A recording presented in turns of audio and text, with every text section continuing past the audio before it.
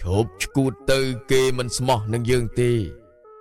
តាមពិតគេប្រែថ្ងៃណាក៏មិនដឹងមុនរាប់អានមនុស្សរស់នៅត្រូវថ្លែថ្លឹង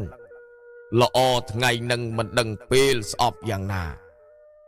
អ៊ូតរាប់រកយកជាមិត្តរួមដំណើរពេលដែលដើរគេងប្រយោជន៍គ្រប់កិច្ចការលាក់បំពួនក្បត់ពីក្រោយរួយដងសា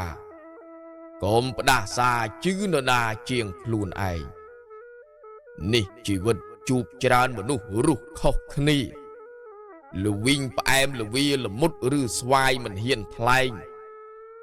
ឃើញដំបងពណ៌លឿងទុំកុំវង្វេងនៅចិត្តឯងដង្កើចោះងាប់ដូចគ្នាឮក្រអូបកំតាន់ស្រូបចង់ស្រង់ក្លិនជួនក្លិននឹងវាមានពឹសមកនឹងគ្នាស្រូបទៅស្រួលបានមួយផ្លេតវេទនាចងកម្មពីឲ្យរងទុករកសុខគ្មាន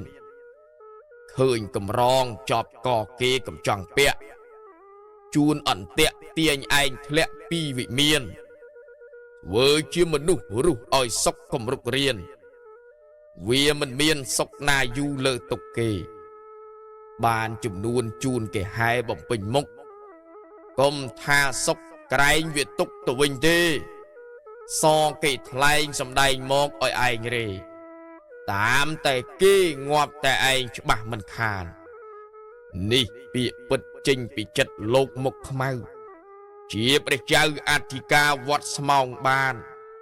គិតហើយស្មេកណ្ដាលយុគញើសជោគប្រាណពាក្យប៉ុន្មានលោកមុខខ្មៅជួបជាស្រេចស្ដាប់ហើយគិតពិនិត្យមុននឹងរាប់មនុស្សណាជាពុះណាជាខ្លាឲ្យសរាច់កុំចេះតែរាប់មិនមើលចោលឆ្អឹងសាច់គូណាផ្ដាច់កាច់ឲ្យហើយបើដឹងកិច្ចនិពន្ធនឹងអានដោយដេចគុណមុខខ្មៅ